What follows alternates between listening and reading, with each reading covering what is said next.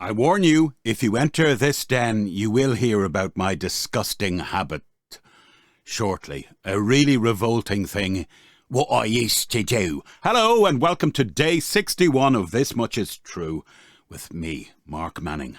I'm Mark Manning. Somebody has to be. Sorry if I'm going to put some people off, but I must have a slurp of tea because,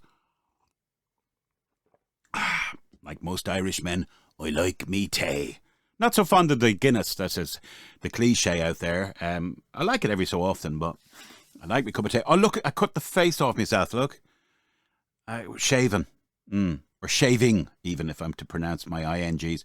Yeah, it looks like a beauty spot, though. Doesn't it? No? Like one of those 17th century things. I must talk to you someday about Rathfarnham Castle, because that was, well, dated from a long time before the 17th century. But one time they found, sometime back in the 1950s, they found a woman walled up, her body, after hundreds of years, and she was in a ball gown of yellow velvet. They called her the Yellow Lady.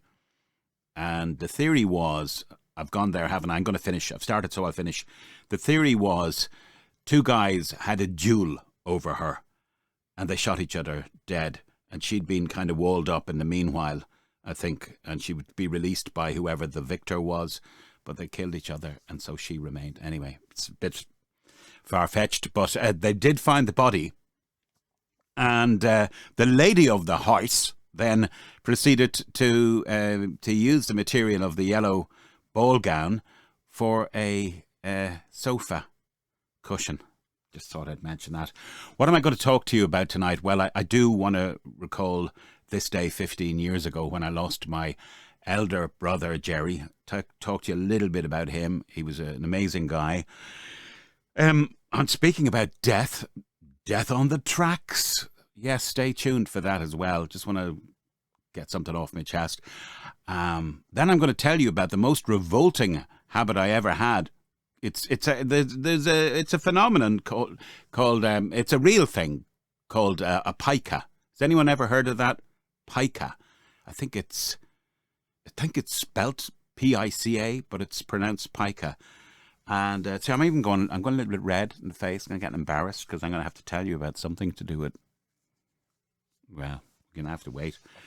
And then I think I'll end the show on a bombshell as well.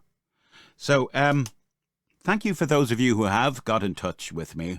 I'm very aware that I get self-conscious that I go, please listen to me, please make contact with me. And nobody likes desperation.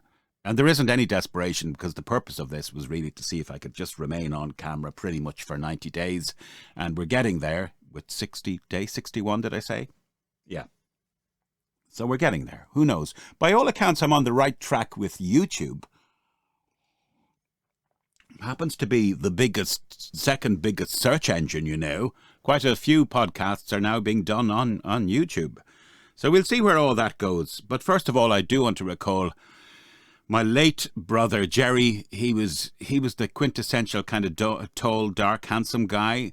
He was I don't know how we came from the same gene pool. He was totally different from me.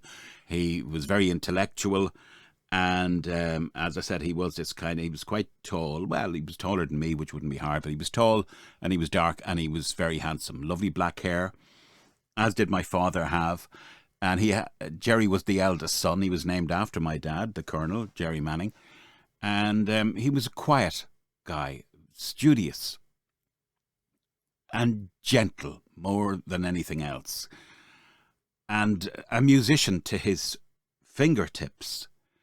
In fact, in some ways, he put his ladder against the wrong wall in life because he was a musician first and foremost, although he cut himself quite a career in finance. He was a banker, he was through and through, and he knew how to make money, and he'd amassed a decent amount of money when he passed, unfortunately, at the all too young age of 53. Sorry, it looks like I am looking at my watch going, I'm boring. No, it's an Apple Watch. It buzzes every so often. I gotta keep up with the times. Anyway, so there he was 15 years ago, and he'd got colon cancer, And he had told me originally, he said, I saw, sorry if anyone's eating, but he said, I saw blood in my stool. He said, when I was 46 years of age. And like anyone else, I was alarmed by it. And he told me he went and he saw a doctor, and the doctor said, oh, that's only piles. So he didn't do anything about it. Now, I'm not blaming the doctor, I'm sure. But he just did tell me that happened when he was 46. He was dead by the time he was 53. What do you say when you know someone's on the way out? So what would I have been? I would have been in my 40s at the time and only a young father. And Jerry had 3 daughters who were, the oldest was probably in her early 20s at that stage. The other 2 would have been in their teens. And what can you do? You're sitting at the end of his bed, and he could see I was getting down about it because I really did not know what to say. I'd never really talked to someone who was about to expire before. And he said to me, I hate to break it to you, he said, but, you're going to have to face it yourself sometime. And he was so weak. He said, will you change that channel for me? Because I said, I'm so weak I can't even reach for that zapper thing. And he was prescient as well, because like 10 years later, pretty much to the month, I was in the very same hospital fighting for my life. Anyway, I said to you he was a musician. He was very gentle. And his stuff is still up online under Jerry Manning. And a sister of mine passed it on to me today. So in memory of him, let's play a bit of his music. This is called 3 Daughters, obviously about his daughters.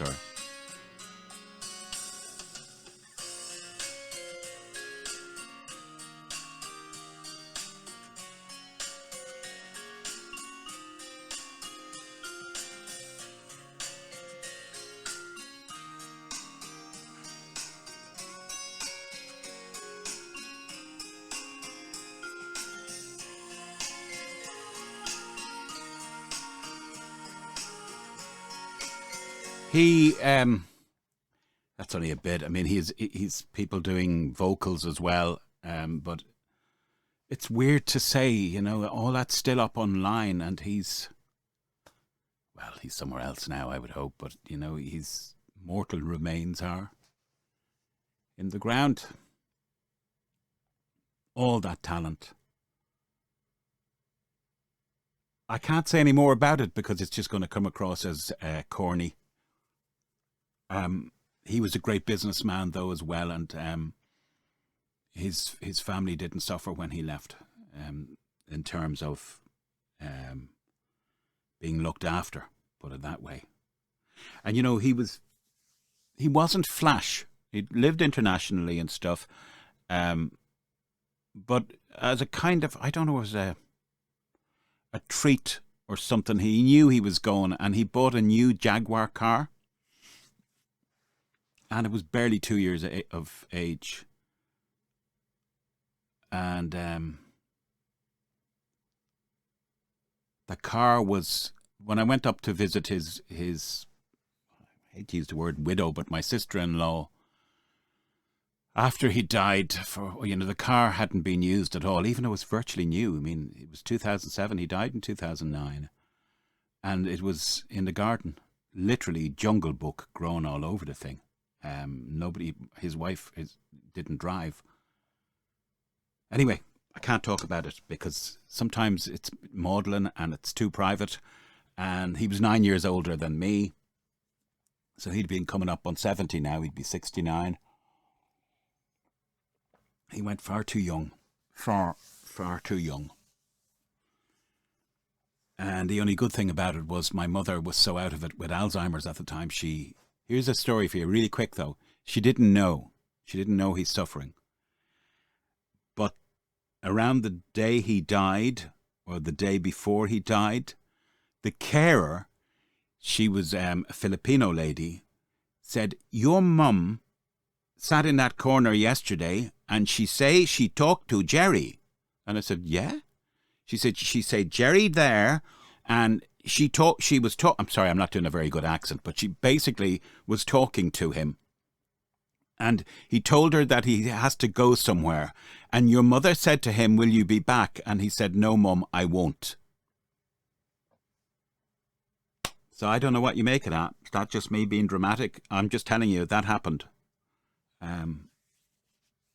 Anyway, on to more horrific things. Myself and my wife, I'm just in from a walk down by the seaside tonight, and there was still snow on the sand because it snowed here in Dublin yesterday. Sorry. Anyway, yeah, but we have to cross this railway track, and there's a local transport system here called DART, Dublin Area Rapid Transport. So it's like these little subways you would see. And, you know, the subway trains. Anyway, I had a friend in pirate radio way back in the 1980s. And about 30 years later, we met up. He'd found me online, and he'd gone to London, and luckily he was able to retire early because he'd subscribed to some insurance fund he'd forgotten all about, and then he was able to couple it with his British Rail pension or something. Anyway, he was able to never work again, as he was just hitting his 50s. And we were talking one day, and I said to him, he operated trains and tubes for years in London. And I said, did anyone ever take their life, you know, while you were in the driving seat, so to speak? And he said to me, Mark, no, they didn't. He said, not on my watch. He said, but when it happened, and he said, and it happened to several good friends of mine who were tube and train drivers, he said there was nothing they could do, and they were deeply affected by it. He said someone decides, and that's it. They, sorry, I will stop this clicking. They literally just walk across, kneel down on the railway, and it's game over. Oh, what a horrific thing to do. A, to be in the position where you would do that to yourself, and B, you realise like the nightmares that how it affected drivers. Absolutely awful. Anyway, from awful out of the frying pan into the incinerator. Shall I tell you about my Pica? All right. It sounds like a pet, but it's not. I was thinking about this today. When I was in my teens, probably just post-puberty years, I had a disgusting habit. Now, don't get too excited, ladies and gentlemen. It involved rubber. Oh, yeah, you put the whips away and the handcuffs. Let me just finish what I'm going to say. I suppose similar to what you hear with pregnant women wanting maybe coal and marmalade, I got this craving. And don't try it at home. I don't recommend it. I don't want it on my conscience. Do not eat or chew rubber. So I had this disgusting pica. And a pica it's an eating disorder, if you go and look it up. But it's where you crave stuff that is not really edible. And it started off with, I think, elastic bands. And I wouldn't consume them. And as I said, don't try it, folks. I would chew them rather in the way that someone would chew tobacco. And I'd get this taste. And it was the taste and the smell. It was a craving.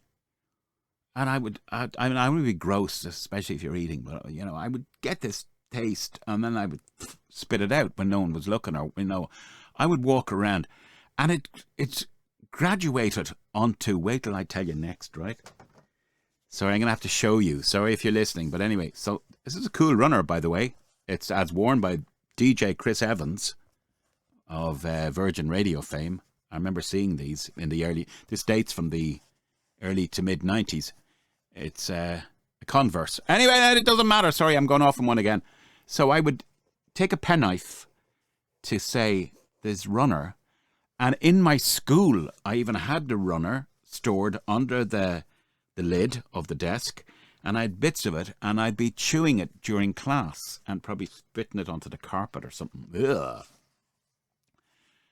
And I would literally start with, and then I would have a whole runner gone. Look at that. Now you can see why I'm not wearing it. Anyway, the worst was to come. Hot water bottles. Oh yes, back before electric blankets. And my mother had gotten me a new hot water bottle. And God, women are great, you know. They don't miss anything. And she said to me, "What is the story with your hot water bottle?" And I made every excuse as to why the hot water bottle wasn't appearing. "Oh, I've lost it. It's probably under the bed, blah, blah, blah." And one day she went on the hunt for it. And there was nothing really to be found other than, do you know the section, the spout, where you pour the hot water into? All the hot water bottle I'd eaten it, pretty much. Well, I'd masticated it and spat out the juice of it. So that is I can't even call it a guilty pleasure, a disgusting habit. And if you told me to do that now, I'd laugh at you. So whatever that is, whether it's a deficit of something, whether it has to do with the puberty, which was puberty blues at that stage. I suppose I was just what do you mean post-puberty? Just about. And what was it? A pica. Maybe you've done something gross like that and you'd like to share, but I think I'm on my own as regards that. Yeah. It's been lovely hearing from you, by the way.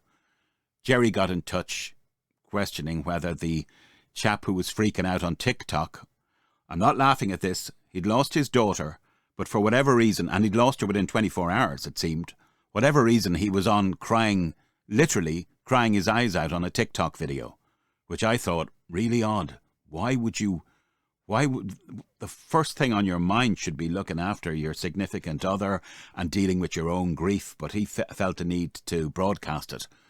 And he was genuinely crying. And I don't want to go in that story again, but anyway, Jerry, in answer to your question, no, he wasn't one of our American cousins, because Jerry had a theory, you see, he was kind of going, he wasn't exactly stiff upper lip, was he?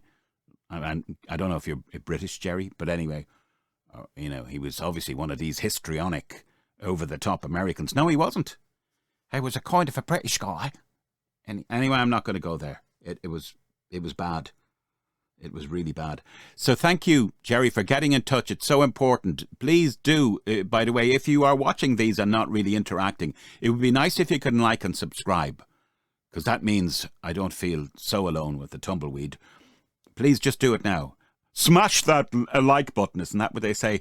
But I would like to say, don't just smash it. I'm saying click it if you feel you're getting something out of these videos, even if it's just companionship or being amused at the ramblings of a senior middle-aged man who's cut his face shaving this morning and is overweight and has post-bypass surgery and has an artificial fire in the background. Yes, do you see that? That's on YouTube. There's no way I'd be able to walk the length of myself to gather that amount of logs. So, yeah. It'd be great to hear from you. Ray as well, if you're checking in. And Nigel, of course, good old reliable Brummy Nigel. And the lovely Susan in Yorkshire. And anybody else who happens on by, because I do hear from you every so often. It's lovely. So subscribe, get in touch. This much is true at protonmail.com. That's the email I'd like you to use. This much is true at protonmail.com, or indeed in the comments below. Yes. I could talk for Ireland, but I won't, because I think it's Saturday night and you've got better things to be doing. But I said I'd end the show on a bombshell. Quite literally. I will. Who says size doesn't matter? Hey girls, check this out. Whoa! That's a big motherfucker, isn't it? Excuse my vernacular. Yeah, do you see what that is? And there's a date on the back of it. You can't see it. You can see that it's been used, because like a bullet, once the firing pin hits that, bang, an explosive goes off. 1941 is the date on it, I think. Hang on. Sorry if you're listening to this, but I'm holding up a big World War II anti-aircraft shell that my late father, the Colonel Manning, gave me 2 of these, and I use them to store walking sticks in and stuff. Big paperweight there. And if you polish these, by the way, beautiful brass colour. If you really polish them, comes out. But I hope it didn't shoot down an aircraft. I hope it didn't. You know, I wouldn't like that on my hands. An air crew. But it obviously was aimed and shot at one stage. Can I stick it in the camera here? You're the first guys on YouTube to look down world. I bet it hasn't been done before. Right, are you looking in? If you're looking, I can see you. You. There you go. That was not designed for that. Schoolboy humour. So I told you I'd end the show in a bombshell.